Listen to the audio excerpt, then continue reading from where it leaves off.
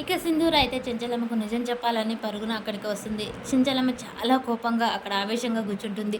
సింధూర చాలా భయపడుతూ అత్తమ్మ అని పిలుస్తూ ఉంటుంది. చెంచలమ్మ ఒక్కసారిగా తన కోపాన్ని కంట్రోల్ చేసుకుంటే ఏంటి సింధూర అని గట్టిగా అంటూ ఉంటుంది. సింధూర ఉండి అత్తమ్మ నేను నీకు విషయం చెప్పాలి అని చెప్పగానే కేశవ కూడా షాక్ అయి చూస్తూ ఉంటాడు. ఇప్పుడు సింధూర ఏమంటుందో ఇక చెంచలమ్మ ఎలా బాధపడుతుందో అని టెన్షన్ పడుతూ ఉంటాడు. సింధూర ఉండి అత్తమ్మ అని పిలిచి విషయం చెప్పబోయేసరికి ఇక రేణుక వాళ్ళైన విద్యాధర్ ఇద్దరు బ్యాగ్ పట్టుకొని బయటికి వస్తారు. ఏంటి ఎక్కడికి వెళ్తున్నారు అని చెంచలమ్మ అడుగుతూ ఉంటుంది. ఇంకా కేశవ్ కూడా అడుగుతూ ఉంటాడు. అక్క ఇక మేము ఇంట్లో ఉండలేము. ఎందుకు ఎక్కడికి వెళ్తున్నారు? ఏదైనా ఊరు వెళ్తున్నారా? ఊరు కాదక్క, అసలు ఈ విల్లు ఇడిచిపెట్టి వెళ్ళిపోతున్నాను. నా కొడుకు అంత అవమానం జరిగింది. ఒక పనునికి ఉన్న మర్యాద కూడా మాకు లేదు అని తెలిసాక ఇంట్లో ఉండటం మా వల్ల కాదక్క. మాకు ఆస్తిపాస్తులు లేకపోవచ్చు, కానీ ఆత్మాభిమానం ఉంది. 4 ఇళ్లలో భిక్షం ఎత్తుకొనైనా బ్రతుకుతాం, కానీ ఈ ఇంట్లో నేను ఉండలేనక్క అని చెప్పేసి ఇద్దరు అంటుంటారు. కేశవ ఉండి ఏంట్రా విద్యాధరి, ఏంటి ఏం మాట్లాడుతున్నారు? రేణుక ఏంటి ఏం మాట్లాడుతున్నారు? మీ ఇద్దరు ఇంట్లో ఉండండి, ఏంటి ఎప్పుడు లేని నిర్ణయం ఇప్పుడు ఇలా తీసుకున్నారు అని చెప్పేసి కేశవ మాట్లాడుతుండగానే, లేకపోతే ఏంటి బావగారు, నా కొడుకు సింధూర అంత అవమానం చేసింది. అందరి ముందు పనివాడు ముందు నా కొడుకుని పట్టుకొని కొట్టింది. ఇంటి కోడలు అలా మగ మనిషి మీద చేయి చేసుకోవడం తప్పు కదా. అలాంటిది నా కొడుకుని కొడుతుంటే మీరు ఏం మాట్లాడలేదు. ఏమంటే సపోర్ట్ సింధూరాన్ని ఇంట్లోకి తీసుకొచ్చి పెట్టుకున్నారు అంటే మా కొడుకు విలువ లేదనే కదా.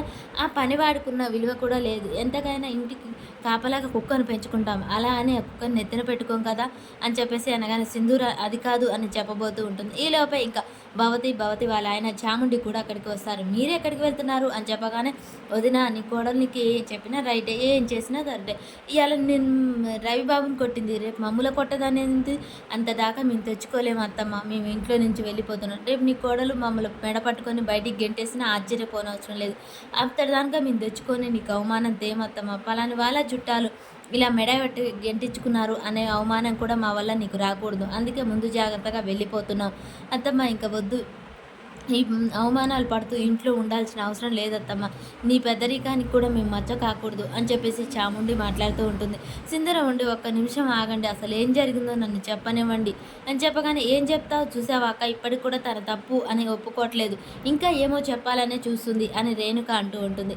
ఇక చెంచలమ్మ వీళ్ళందరూ మాట్లాడి ఆపుతారా, ఇక ఆపండి. ఇప్పుడు రవిబాబుని కొట్టడం సింధూర తప్పే. నేను అప్పుడు చెప్పాను, ఇప్పుడు చెప్పాను, ఇంటి కోడలుగా రవిబాబు మీద సింధూర చేయి చేసుకోవడం తప్పే అనగానే, ఆ మాట వినగానే సింధూర చెప్పేది కూడా ఆగిపోతుంది.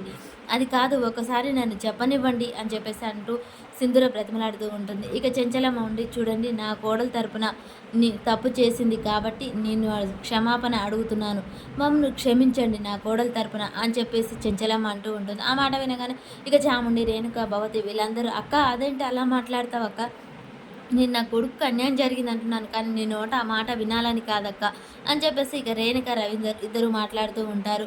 చెంచలమ్మ నువ్వు వాళ్ళ క్షమాపణ చెప్పడం ఏంటి, ఎన్నడలేంది, అందరు ఇంట్లోకి వెళ్ళండి, ఇక చాలు చేసిన గొడవ, వెళ్ళిపోండి ఇంట్లోకి అని చెప్పగానే, అది కాదు మామయ్య, మేము ఇలా అవమానపడుతూ ఇంట్లో ఉంటే మీకు కూడా బాగుండదు, మనసు ప్రశాంతంగా ఉండదు అని చెప్పగానే చెంచలమ్మ ఇక కోపంగా చూస్తూ ఉంటుంది. భవతి వీళ్ళందరూ బయటికి వెళ్ళిపోవడానికి సిద్ధమై బ్యాగులు పట్టుకొని ఇక బయటికైతే నడవబోతూ ఉంటారు. చెంచలమ్మ ఒక్క నిమిషం ఆగండి అని చెప్పేసి అందరినీ అంటూ ఉంటుంది. ఇక అలా చూడగానే చెంచలమ్మ, చూడండి నా కోడలు తెలుసో తెలియకో తప్పు చేసింది, రవిబాబు కొట్టడం తప్పే. ఆ విషయం నేను అక్కడ చెప్పాను, ఇప్పుడు చెప్తున్నాను, ఎప్పుడూ చెప్తాను, రవిబాబు సింధూర కొట్టడం తప్పే.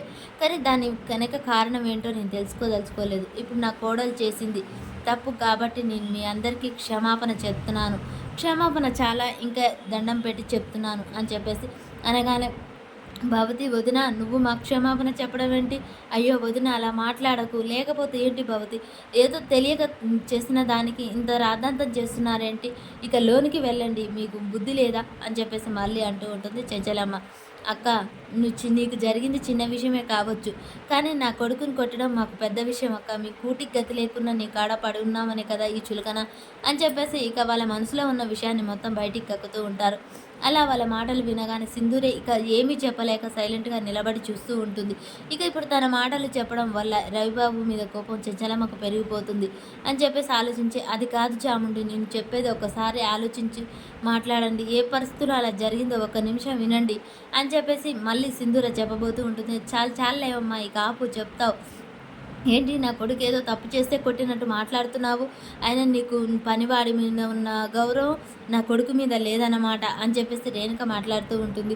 అసలు ఏం జరిగిందో తెలుసుకోండి ముందు అని సింధూర అంటూ ఉంటుంది. చెంచలమ్మ ఉండి సింధూర ఇక నువ్వాగు. మీ అందరికీ నా తరపున నేను క్షమాపణ అడుగుతున్నాను. మీ అందరికీ దండం పెడుతున్నాను. ఇక దయచేసి ఇంట్లోకి వెళ్ళండి. ఇక ఏ గొడవ చేయకండి. ఇక నుంచి వెళ్ళిపోండి అని చెప్పేసి అనగానే వాళ్ళందరూ ఇక మళ్ళీ భవతి ఉండి సింధూరానే అంటూ ఉంటుంది. చూడు సింధూరా, నీ వల్ల మా వదిన మాకు ఈరోజు దండం పెట్టే పరిస్థితి తీసుకొచ్చావు. ఏ కోడలు ఏ అత్తకి ఇలాంటి పరిస్థితి తీసుకురాకూడదు.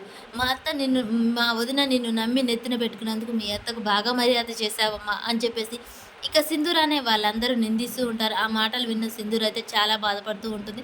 మరి రవిబాబు గురించి ఇక ఇప్పటికైనా చెంచలమ్మకి ఈ విషయం చెప్తుందా, లేకుంటే అంతటితో ఆ విషయాన్ని వదిలేస్తుందా, అసలు ఏం జరుగుతుంది అనేది మనకు నెక్స్ట్ ఎపిసోడ్లో తెలుస్తుంది ఫ్రెండ్స్. మన వీడియో నచ్చినట్టయితే లైక్ చేయండి, షేర్ చేయండి, కామెంట్ చేయండి.